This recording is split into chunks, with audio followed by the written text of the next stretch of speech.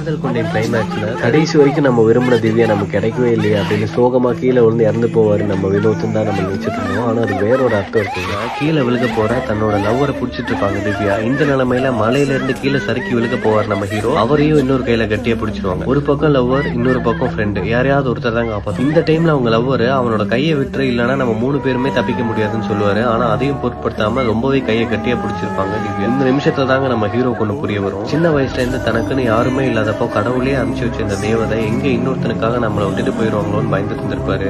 ஆனா இவங்க 2 பேருமே அவளுக்கு ஈக்குவலா தான் பிடிக்கும். அதனாலதான் கையை விடாம திவ்யா பிடிச்சிருக்கான்னு வினோத்துக்கு இப்பதான் புரிய வரும். இதனால தன்னை ஒருத்தங்க இவ்வளவு வேல்யூ பண்றாங்கன்னு தெரிஞ்ச வினோத் சந்தோஷமா கையை அவரே லூஸ் பண்ணிட்டு கீழே போய் செத்து போவாரு. அவர் சாகும்போது கூட சிரிச்சிட்டே செத்து போவாருங்க. அதுக்கு தாங்க பொதுவாவே லோன்லியா இருக்கிறவங்க தனக்குன்னு யாருமே இல்ல, தன்னை யாருமே வேல்யூ பண்ண மாட்டாங்கன்னு நினைச்சிட்டு இருப்பாங்க. தன்னை ஒருத்தங்க வேல்யூ பண்றாங்கிறத விட அவங்களுக்கு சந்தோஷமான விஷயம் எதுவுமே கிடையாது. அப்படி இவரோட லைஃப்ல வந்தவங்க தாங்க திவ்யா.